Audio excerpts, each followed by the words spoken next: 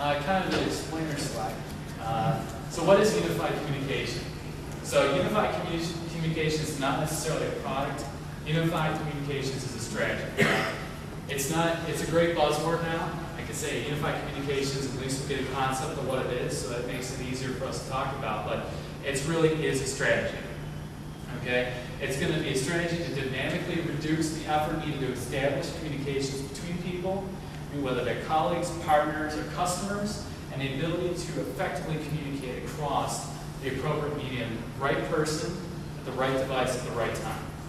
So it's whether I have my cell phone on me and I can do a WebEx connection now with my Apple iPhone, or if I need to have I'm on my XML-based desktop phone that I can quickly log in and clock into my job, or it's the fact that I'm doing something with teleconferencing or with now new telepresence. I'm going to be able to quickly communicate with people converging before I have to send those people out there.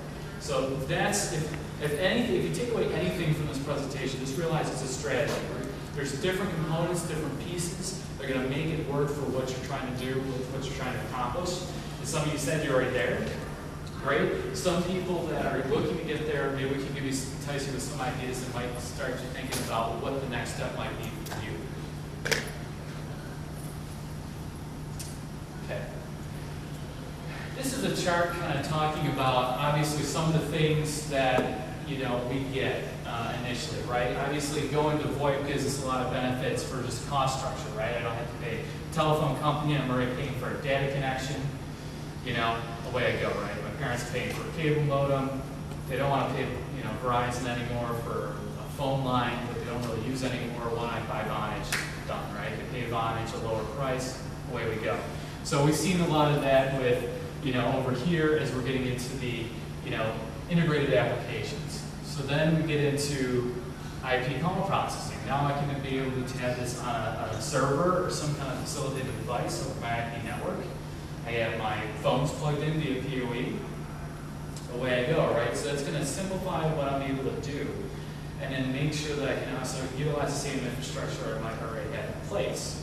But the last part of this whole thing, the longest line in here, as you can see, is going to be the total converged IP network. So not only am I bringing my voice across it, I'm also bringing my data. I'm also bringing now video. As we're looking now, the last step of this is we're bringing in more and more video capabilities. And they're finally coming into the realm of possibility. You don't have to be a Fortune 50 company to support these kind of solutions now. We're now seeing them coming into the mainstream. I mean, how many people have a webcam and use Skype in this room? I have a very sophisticated Microsoft camera that I talked with my friend in Seattle with. So him and his wife sit on the couch, me and my wife, we sit on the couch, and we have a video conference call. Back in the day, that would be unheard of, right? Because I need to have a dedicated pipe, I need to have an ISDN connection, I need to have this complicated, convoluted idea to do it, right? IP is making that easier because I can send the information over that single medium, right? I can send it over IP, those packets go across. They can get there in a amount of time. Sometimes it looks like we're robots or something like that, or we sound like robots, right? But more often than not, we're able to communicate and talk about how are we useful. So the converged IP network, which you're seeing, it's coming from a lot of directions, not only unified communication, but storage and virtualization. You're going to be seeing a lot of these things now coming together in this space. Okay, next slide. And this is what we're talking about here, putting it all together.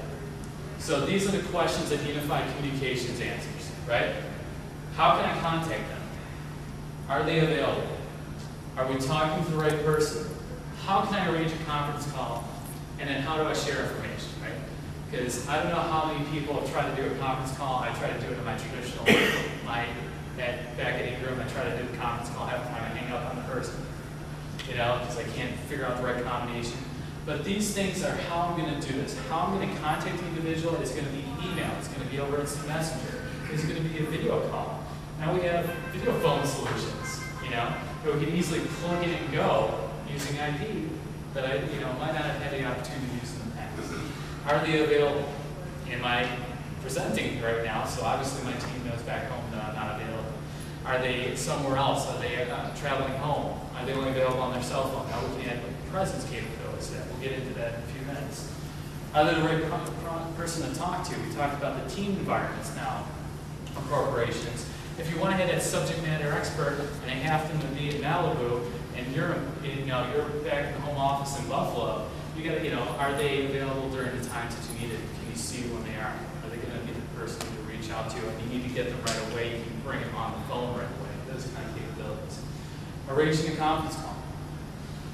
What if we don't dial into a telepresence solution? What if they don't have a place to easily bring everybody together? Now we can offer that as a service, to our own solution for the capabilities that we do have. And then how do I share information? It's not just good enough to say, get on a conference call now and talk to somebody about maybe a presentation or, talking about a product. We want to show them a PowerPoint about it, right? We want to show them a demo of what's going on. We want to be able to bring them into why you're actually doing it. So these are all things that now we can address with unified communications.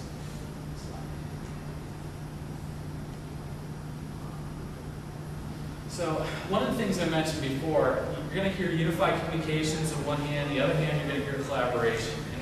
And what does that mean? What's collaboration?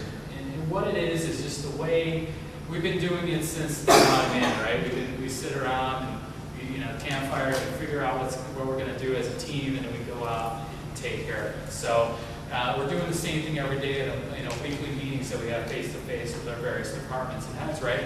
Now take it to the next level where we're doing it now in a virtualized space. So like I said, so some of the key points here is, with employees that share knowledge of streamline workflow processes, business and supply chain partners can accelerate and innovate more to reduce the time to market that they need to do something. So if I have the marketing team, I have the product type, the prototyping team, we have the management team all in the same place, all at the same time, we can realize the capabilities of just not having scheduling a weekly con call or something like that. I can quickly get the decision makers and stakeholders involved right away. I can make this happen and then ultimately do what we're looking for is with clients to build that loyalty through a higher quality and more consistent interactions so that we're able to kind of, bring more business and do things like that. So at the bottom here, it's all about real-time to direct interactions, discussions like we're having now.